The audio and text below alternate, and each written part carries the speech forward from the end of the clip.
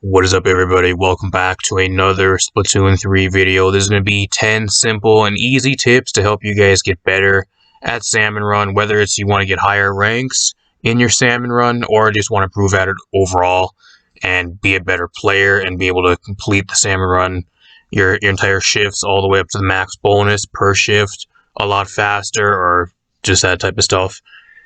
Now, I've actually been wanting to do some Salmon Run Splatoon 3 videos for a while, and I think right now is the perfect time as well. Recently, a lot of returning players, or even like new players, have actually been joining Splatoon 3. So if you're a returning player from Splatoon or Splatoon 2, or if you're a brand new player from Splatoon 3, hopefully there's at least something in this video for you that can help you. I've actually been playing a lot of Splatoon Salmon Run lately, and the matchmaking has been really bad with a lot of the newer players, so that's kind of the main inspiration for this video.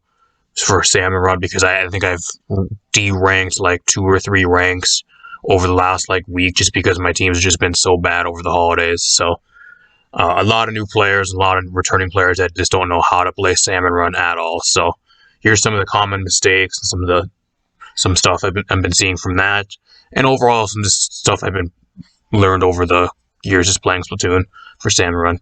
If you guys like these types of videos, leave a like, subscribe, and share the video. Let's get right into this. Number 1, always be doing something. Now, this one's obvious. Just don't stand AFK. I don't know how many games and how many lobbies I've been in, especially over this past week over the holidays with a lot of returning players. You have somebody in your lobby that just kind of just stands there AFK and doesn't really do anything. Always be doing something. Don't stand around. Don't stand there and watch your team go and getting the eggs and trying to go after the salmonoids and all that type of stuff. Always be doing something and always be contributing to the team, because if you're just standing there AFK, it's an automatic disadvantage and you're just going to lose a lot faster. And why even play a Salmon Run if you don't want to do anything? I just don't understand. It's kind of a no-brainer, but I have to put it on this list because, like I said, I've seen it happen, and I've had it happen to me a lot over these last couple weeks over the holidays with all the newer and returning players playing Salmon Run recently. Number 2, prioritize survival and quota. Now, that meaning if you have to do anything to make quota, even if you just can barely make quota to stay in the match, don't worry about getting more eggs than over quota or throwing the match just to try to do that.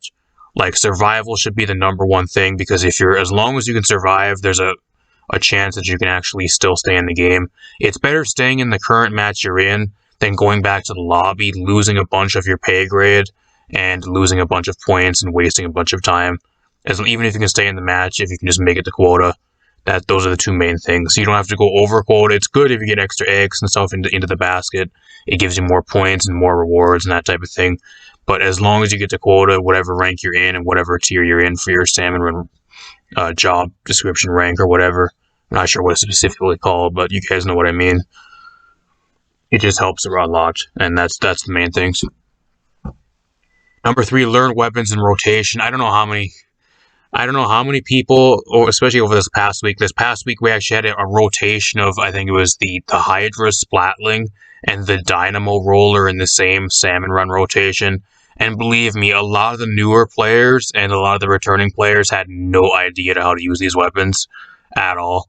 If you don't know how to play the weapons that are in the current Salmon Run rotation, please don't play, because you're just ruining the matchmaking for people like me and a lot of the other players.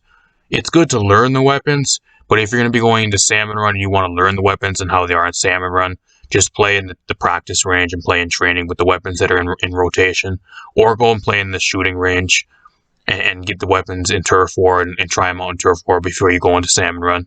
The numbers and the damage numbers are a little bit different, but you can get a feel for the weapon and what it really does. Kind of a no-brainer, but I had to put it on here. Do not waste your specials in the early rounds unless it's absolutely necessary.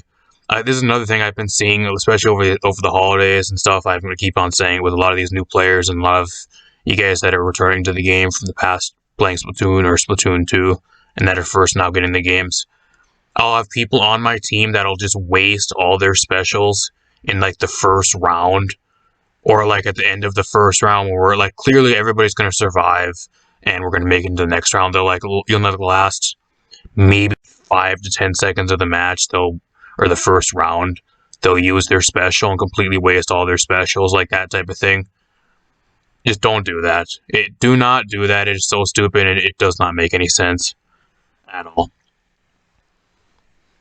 Number 5, glowflies can easily be completed by using walls and staying grouped up close to the egg basket. I don't know. This is another thing. Like, I don't know why people think they can 1v like 1 million the glowflies. I really don't. Glowflies is really frustrating. I actually think it's actually the most difficult it's been. It depends on what map you're on as well, like what Salmon Run map is currently in rotation. But the majority of the maps have walls that you can actually scale. And if you're the one that has the glowflies, scaling on the wall and letting your team get the eggs and do the farming as well while you're the one that's marked with glowflies and just rotating off whoever gets marked and whoever it switches to is the best way to do it. If you do not want to do that, just group up into a pair of 4 around the egg basket and just keep firing. And if you have to use a couple specials to stay in the game, that's fine. But like, that's the main 2 ways to actually to win against glowflies. Not going and running on the other side of the map and splitting up and trying to run around and play hide and seek with the glowflies like everybody likes to do. Number 6, you can tell if you're facing a boss after round 3 if the music is distorted or not. So it used to be, I'm not sure if it's still the same thing, but it used to say final wave or round 3. It was a way you could tell. I'm not sure if they changed that or not, but the definite way is there's music at the end of wave 3. If the music is distorted, you're going to be facing a boss. A lot of you guys probably know that, but had to put that on here for some of the newer returning players. Number 7, it will take less time defeating the boss by using the egg canyon as much as possible and farming eggs than just standing there and shooting at the boss with your main weapons. Now, this is exclusively for like normal weapons. It is actually more effective if you have Grizzco weapons, and there's actually Grizzco weapons in rotation to actually use those and just fire at the boss and try to defeat the boss that way. But if you have normal weapons, you're better off just trying to farm eggs, at least until like the boss is down to about 25% of its health bar, and then depending on how much time you have left over, then you can maybe try to fire at the boss and try to defeat it that way. But overall, I don't know why people think it's good to just stand there and shoot at the boss the entire time when eggs do way more damage, and it's just a waste of time. You can probably farm 3 eggs and do way more damage in about 20 seconds with 3 eggs than you can by sitting there for like 30 seconds in the same time just firing it with most weapons. So just not really effective. Number 8, during heavy fog, use communication to navigate. Now this is mainly for the heavy fog, which is pretty rare. It does happen once in a while on like one of the settings and whatever, that usually per round that happens.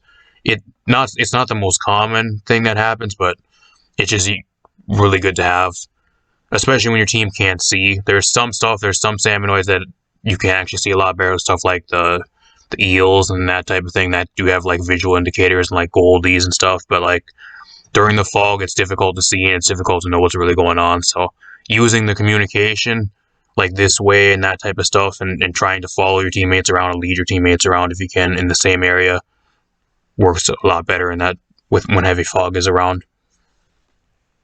Number 9, prioritize specific salmonoids over others, because these type of salmonoids can stack up and cause you to lose easily. These are the main ones like big shot, stinger, fly fish, those type of ones. The ones that are really, really annoying and can just cause you to really like pretty much instantly lose your run and lose all the rounds if they stack up. Usually like more than 1, even like more than 2 sometimes. Maybe sometimes you can get away with 2 of them, but if you're really good at the game and really good at Salmon Run, but those are like the main ones you kind of want to get rid of.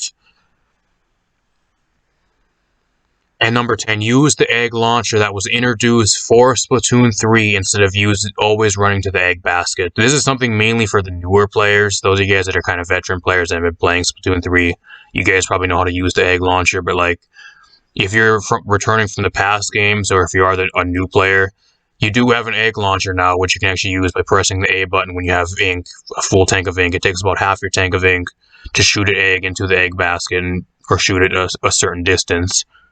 You don't have to run all the way up to the egg basket to drop it into the egg basket like you do back in the past games, which is huge.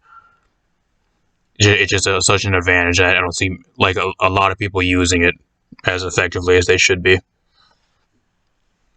And there you have it, everybody. Now, I'm probably going to miss some stuff on this. If you guys have anything that you guys would like to add in the comments, I'll be reading the comments. If you guys have a bunch of tips and stuff that you guys want to add that I did not cover in this video, let me know in the comments down below, and I'll add those, and I'll probably pin a few of them, and I'll heart the comments down below. So, apart from that, hopefully you guys enjoyed this video. Leave a like, subscribe, share the video, and I'll see you guys in a future video. I also do stream Splatoon 3 and a bunch of other stuff, so if you guys are interested in that, we also have a Splatfest this weekend, which I will be streaming live, probably either on Friday or Saturday night, so if you guys want to stop by for that, I will be live. You guys can play with me on stream, depending on which team you're on. But apart from that, I'm going to get out of here. Peace out, everybody.